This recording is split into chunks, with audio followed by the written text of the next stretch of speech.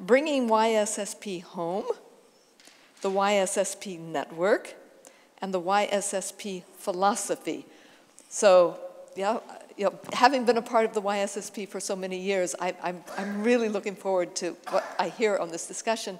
But can I just give one statistic, which I think has to do with the philosophy, before we begin this? And that was inspired by Pekka's photo of all men in the 81, was it 81? YSSP, which I didn't quite realize. You know, I know the first one was not all men, but yours was all men. Shocking. And I mean, I think it has to do with the philosophy. And I want to be a bit optimistic here. For many years, we usually, for some reason, it was staying very constant. We had about 33% women, about a third, over many, many, many years. Went up a bit then, and this year, this is really an event. This year is the first year of the YSSP in 40 years, correct me if I'm wrong, Brian, where we've got more women than men.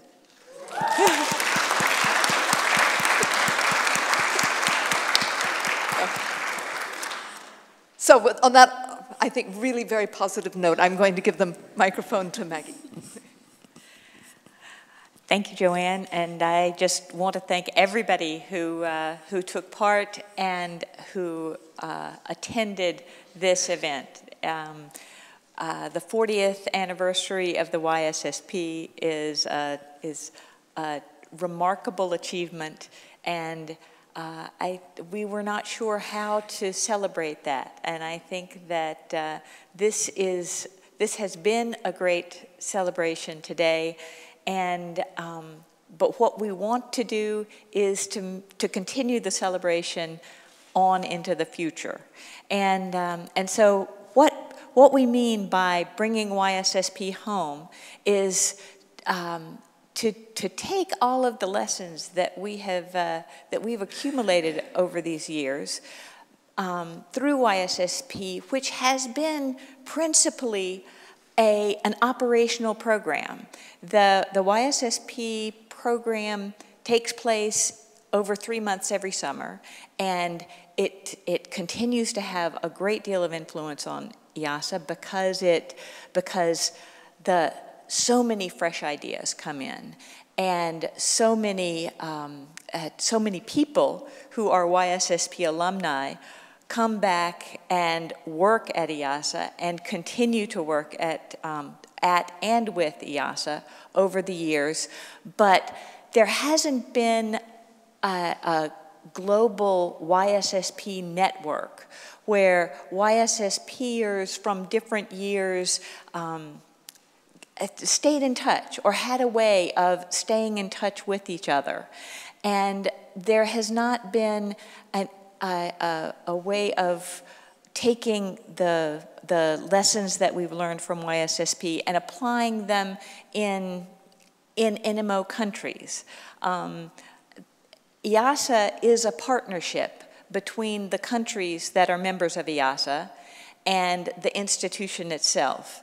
And YSSP has really been the main benefit, the main explicit benefit that member countries get from the institution. IIASA provides a global public good, and all the member countries buy into that. But YSSP is an explicit benefit. You have your citizens building networks of like-minded people and building expertise.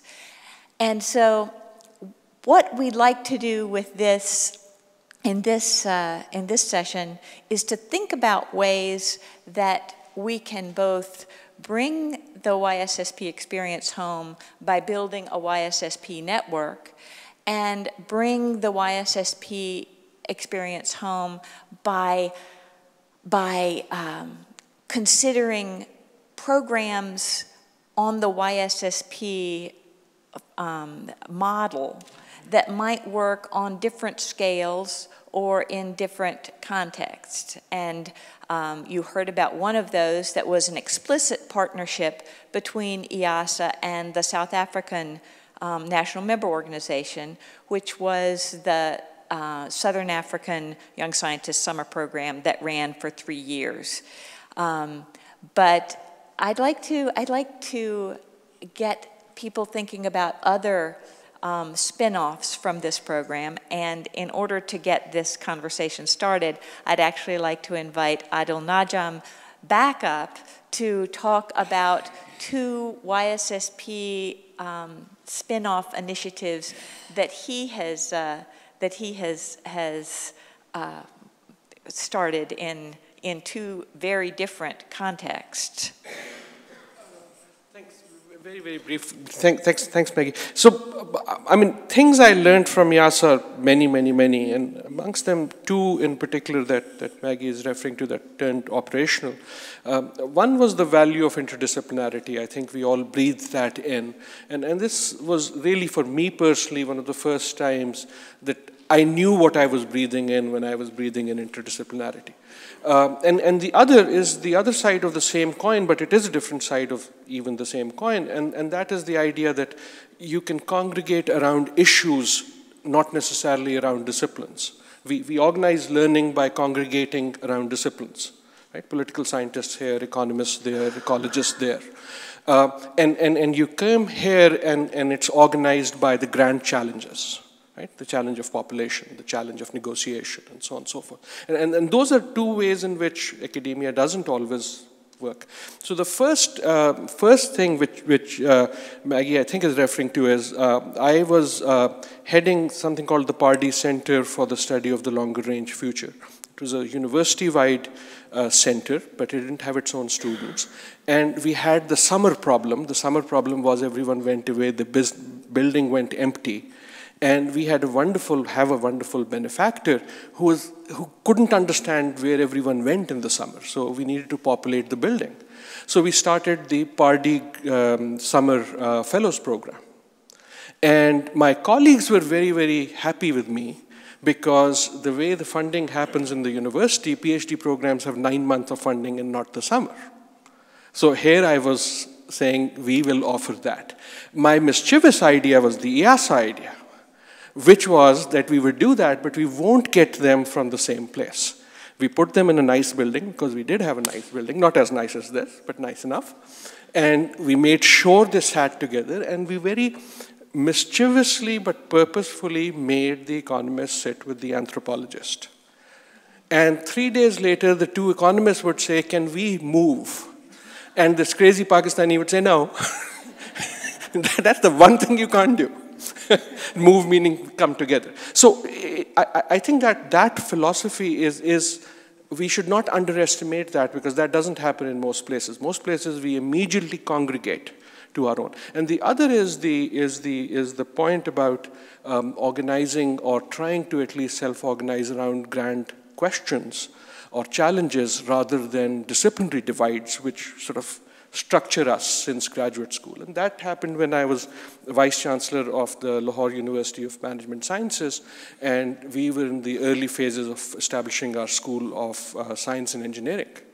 And while we created these departments, we again sort of mischievously and very consciously from an IIASA-like experience started structuring some of the funding around the issue clusters, because I didn't know any other way in which to get the life scientists and the physical chemists to talk together, except by somehow restructuring that pot of money in a way that happened. So those 2 are just 2 of the ways in which sort of this helped me, but I think we should celebrate the type of philosophy that this place has generated in those realms.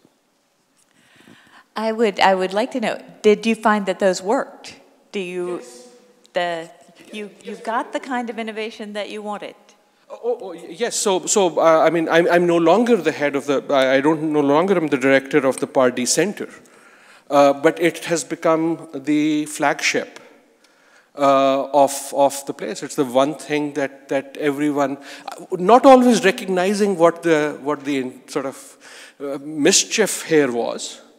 But it's become the one place, and the papers that come out are like that. I mean, in a university setting, again, it is amazing, right? We live in a world of problems where disciplines collide, and yet we take perfectly wonderful young people who are interested in many, many things, put them through a mill where we subject them to chiseling them down to ever narrower, ever more boring people, until all they know is the one dot inside that dot that they have supposed to master.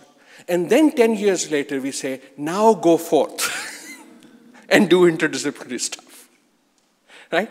And I understand the point of chiseling down, but the socialization of having an anthropologist and a chemist sitting together and learning to talk to each other in their own languages and respecting each other's language is a very, very powerful thing. So especially the fellows program, not 40 years yet, but it's now in the 11th year. 11th year, right? One no longer has to coerce. Now, it's different in that it's only for BU students, so it's within a large university trying to do that.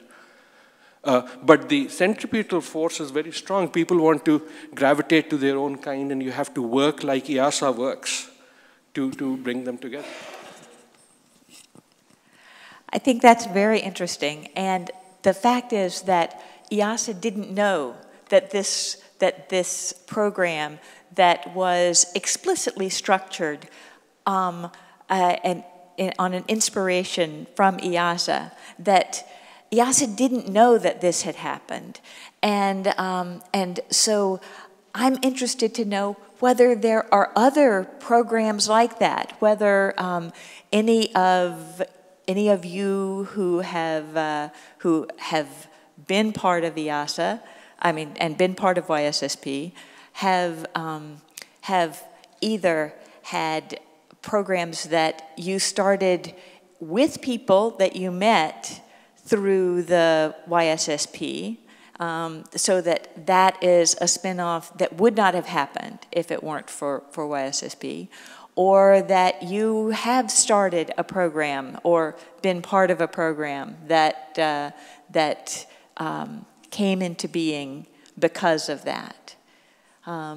Or if you are thinking about it now and you have an idea of how that the YSSP framework and inspiration might work in a different setting of which you're a part.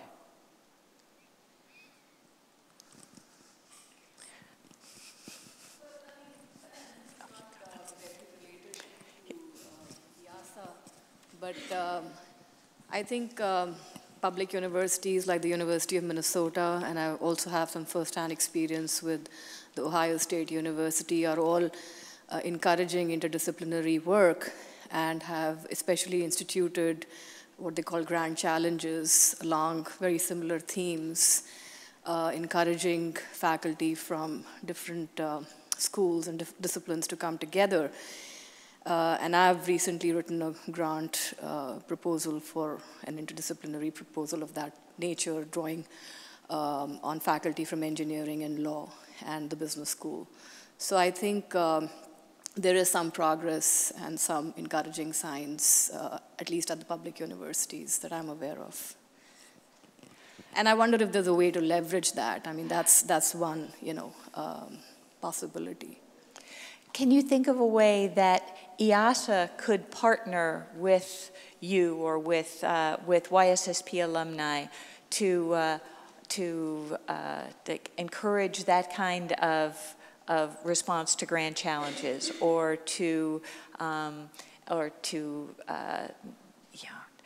help to structure or contribute some oversight, or if there were common themes?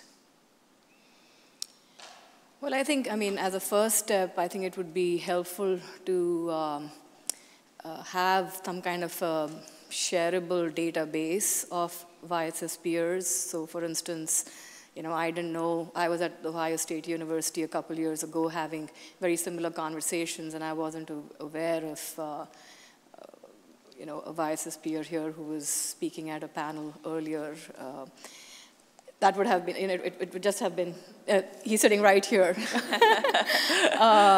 So it would have been nice to make those kinds of connections, and then who knows what would come out of it, right? But the first step is to know who's in your network and who are the people in the same city or in the same university or, you know, in similar universities. So I would just start there. Yeah. Thank you.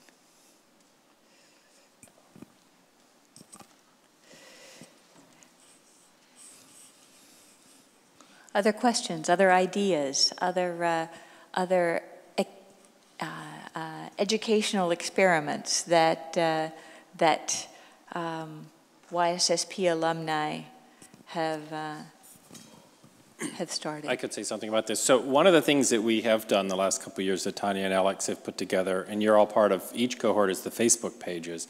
We know that doesn't hit everybody, though, because there's some embargoes around the world on Facebook. But what it doesn't do, so like the 2015 class tends to stay together, the 2014 class stays together, and so forth, but not cross years. And so I think we need to do better to get that network across years as well, too. And so whatever platform we have, because part of this is about building that future network, that you, of course, it's great to stay in touch with the people that you met in your particular year and you're closest with them, but again, to know, hey, there was somebody that was just 2 years before me in this program and they're now at the university I'm at, and something. So I think I don't have the answer to that. I'm just saying, though, that that's something that I think this IIASA network that you envision should be able to do that, right? Should be able to work across that. And we all know that the best recruiting that the program has is from you guys, right? So you go back to your home universities and you talk it up, and the next year's class is inspired by that. And so that needs to continue to happen. That's not so much helping what your question was, but it's more helping our program, but that's how it stays vibrant as well, too. So didn't address your question, but some comments at least.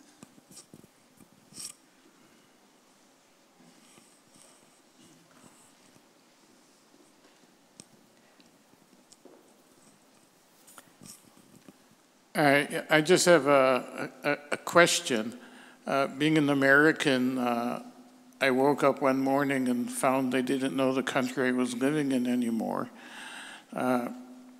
And scientists have become now sort of considered sort of strange folks who are taking too much government resources, and we have somehow to control them. I was wondering whether there's some way we could communicate better the science that we do. Whether it's possible to have a supplementary YSSP in the summer, one with young politicians, young journalists who come and actually talk to scientists and find out that they don't have horns. They're not horrible people, and they could come back and really bring IIASA home in a way we can't.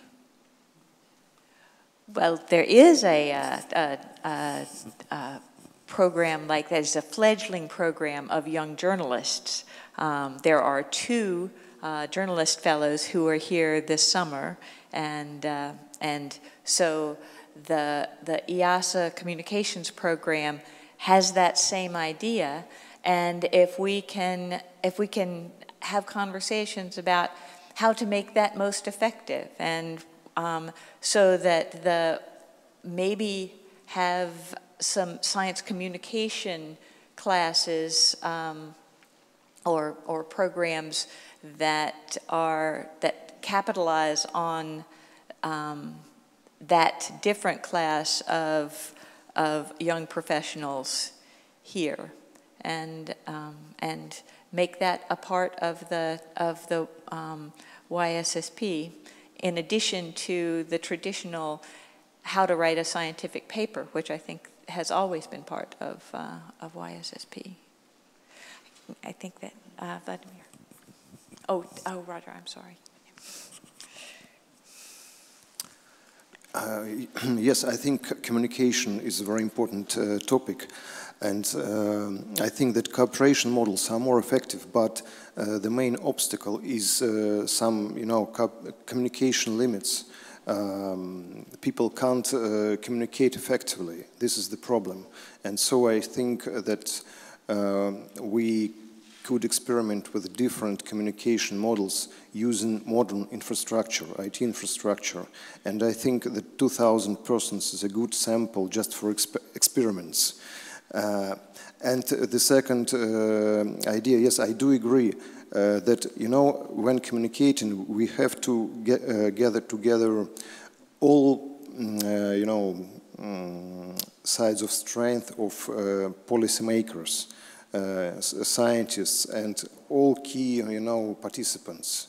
Because until we are just scientists here, it's not effective process.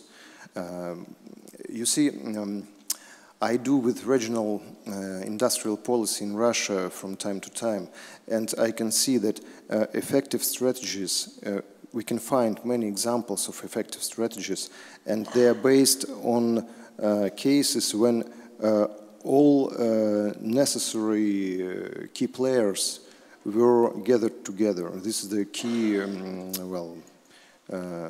aspect of success. So the YSSP alumni become an experiment in science communication, and if we can do effective science communication among the 2,000 YSSP alumni, then we'll know that we have some good methods, that we've developed them. Tony. This is just a little response to something that Adil said, which was that we have this education system where we whittle away at students and put them into disciplines. And I was struck, I'm less hopeful in Europe compared to the United States. When I hear the story that you told about the University of Minnesota, I have to say, now that I'm in a European university, I'm very frustrated by the degree to which disciplinary thinking is assumed to be the thing that has to come first. And in fact, as one of my postdocs sent me a document which was associated with the Bologna system throughout Europe, where in fact there are guidelines for European universities as to the kind of thinking that ought to come at each stage. And it starts with getting really good in a discipline, and then interdisciplinarity is built on top at the last levels, which to my mind is actually the exact opposite of what needs to happen. That I think people work better when they start as generalists and then specialize, rather than start as specialists, because when you start as a specialist, you never can become a generalist because you're locked into a way of thinking. And if somehow we could think of a way that the YSSP could get at students earlier, would be really neat, and all the way down to the bachelor level. Although, you can't have a global YSSP if you're going down to the bachelor level. But if we could figure out a way to inject this thinking of how you organize knowledge around problems rather than particular disciplinary things from the very beginning would somehow be really cool. Joanne, and then. I think this would be a really interesting discussion, a debate on this. I hear what you're saying, and you may be right about that. You may be wrong. You may be wrong for some. I mean, there may be different types of students. I know that I've done a lot of thinking about that, even in advising my own kids when they went to school. And my experience here, long working with a lot of young people and so, is, of course, it's a mixed bag, but I've also felt that these programs that teach them a little bit, a lot of stuff, that the students come here and are insecure, that they haven't bored down and really learned to think very, very deeply about something that was bounded enough that they could do it. Because if it's really broad, you can't bore down because it gets too complex too quickly. And so you float on the surface a lot. and don't get that sense of, I really can think very deeply about, boring down, and I can remember my own education, trying to do engineering and trying to figure out how to do all this damn stuff in vector spaces. And, there was nothing interdisciplinary about it, but I think it did me a lot of good. No, that's yeah? right, but you can also, as what Adil was saying, and I think he's right, is you can be thinking about the dimension on which you bore down, and whether the dimension is about a problem that we face, or whether it's something which is in a discipline. And all the disciplines, I think, are organized about a particular type of interaction, whether it's a chemical interaction or a physical interaction or an economic interaction. And you see that to solve any problem, you actually need to be thinking about all those different interactions in a very tight space of human experience. And so the way that you bore down it's defined sort of perpendicular to the way that the disciplines are. This is a long, we're... Okay, Jillian. Hi, it's Jillian Foster here. I woke up at this last conversation because this interests me. And the reason why is because I like teaching, and I think sustainability education and curriculum development and methods for teaching sustainability and transformative education is incredibly important. And that is an area where, as academics, as researchers, we can also think about and apply what we do to classrooms. And I think very often those things are disconnected, even in our own lives and how we organize our schedules.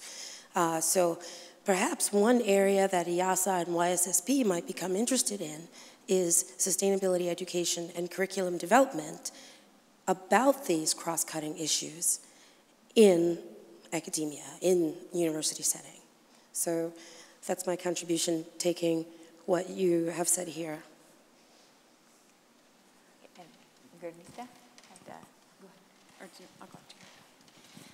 So I think those points that Tony, you made earlier were really excellent points. I think business schools offer a really natural setting to get students who have an interdisciplinary training, because management problems tend to be interdisciplinary. You're looking at individual interactions, organizational interactions, interactions between businesses and governments.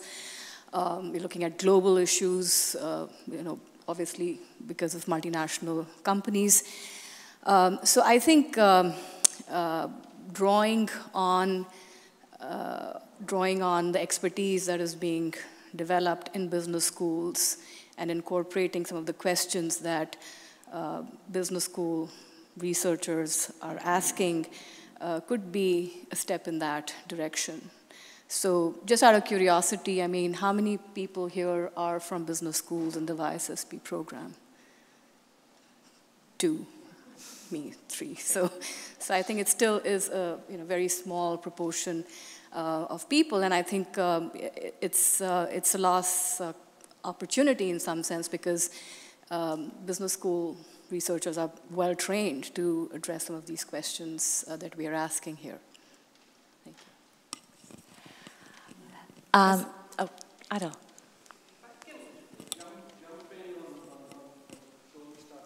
I'm hoping the two of you don't have that conversation, but have another conversation, because I'm not convinced that it's an either or. I don't think either of you suggested, right? So once we get past that it's not an either or. So what is it? What made me think, as you were also saying, was, so at least in my year, I don't know how it's done now, there were 2 presentations we had to give at the end.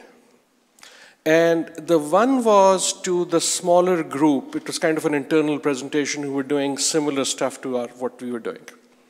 Right? And the other was to the larger YSSP. And there were 2 kind of people amongst us.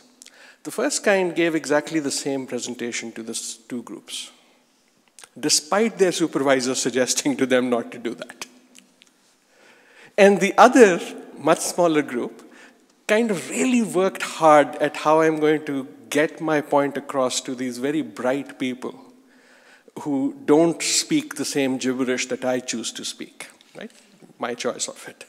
And so what I'm trying to get at is it's not that you move people from one or the other, and that's what you said, but can we equip this elite set of people who do become YSSPers for the world which I am convinced they will inherit, which will be a world of less and less focus on discipline in the real world, and more focus on the grand challenge. Because disciplines in a University of History, I don't know what the document you were talking about, are fairly new. I mean, Adam Smith was a professor of moral philosophy, right? You try to get that published in American Economic Review. Right? But the point I'm saying is, can we export this? Can we both, I think we are already doing it here, at least from my experience, but can we also export this idea as a powerful contribution that by putting people together, some of the chemistry happens on its own. But I think there is something patentable in how you can make that chemistry for really bright people working on big questions to be able to listen and speak across disciplines, because I really think that's the world they will inherit. Once they do that, they can speak to the journalist and so on and so forth. If I could, yeah, just add one more comment to that last thread there. This conversation really ran parallel to one that I'd heard recently in a United States long-term ecological forest all scientists meeting that happen every 3 years. And that's a very unique context because these experimental forests across the country have been set up for parallel studies in hydrology and forest science and all sorts of things. But that conference also kind of moved towards from a discussion of interdisciplinarity towards more problem-oriented science and allowing researchers with different methods who work on similar problems to really deepen their understanding of these different approaches to the same problem.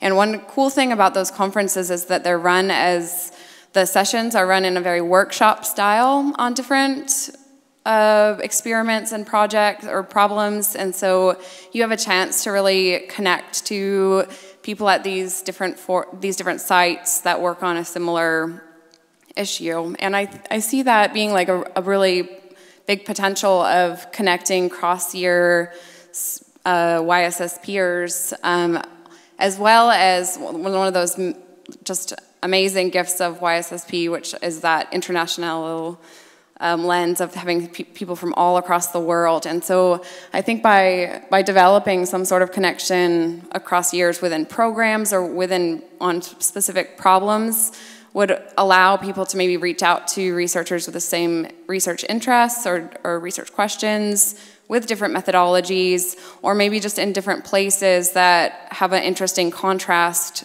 that they could make in the spatial temporal context of some problem.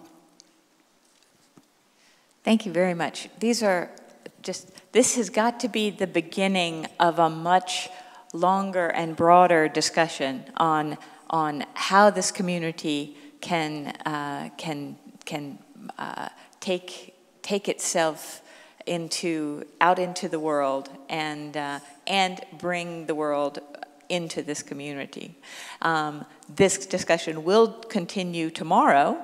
I hope that many or most of you will be able to join tomorrow morning's sessions. There are 5 sessions planned. One is explicitly, well, 2 are sort of explicitly continuations of this one. The first is talking again about spin-offs with particular emphasis on the South African, the lessons from the South African YSSP, but also extending into partnerships with other fellowship programs, with other programs in different nations. The one that I know about in the United States that seem obvious for partnerships are the IIASA Science and Policy Fellowships, the Mirzayan Fellowships at the National Academy of Sciences,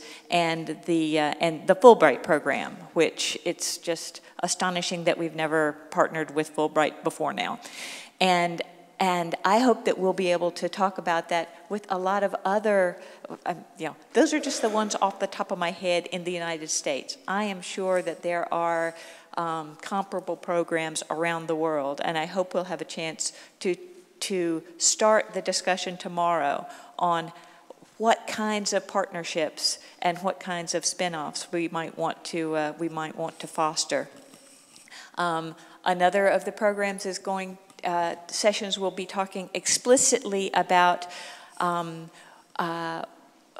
women. The Women in Science Club here at IIASA is going to be talking about women mentorships, and we hope that the YSSP Global Network can be doing more in mentoring. We've got some really exceptional senior people who might be willing to be called upon. The discussion tomorrow will be specifically focused on women, but we'll be thinking about mentorships in this network more generally. We'll have 2 sessions focusing on IIASA, on research interests that are thematically focused. One, Granita is spearheading on looking at models and business partnerships with a focus on fuel, modern transitions to new fuel cells and new fuel technologies in transportations.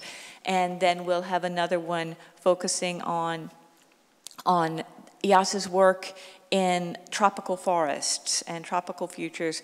And we'll be thinking about those, again, particularly in ways of using the global IIASA network and the global YSSP network to make progress. And finally, a talk about setting up a YSSP network and what people would want out of that and how we might want to do it. So.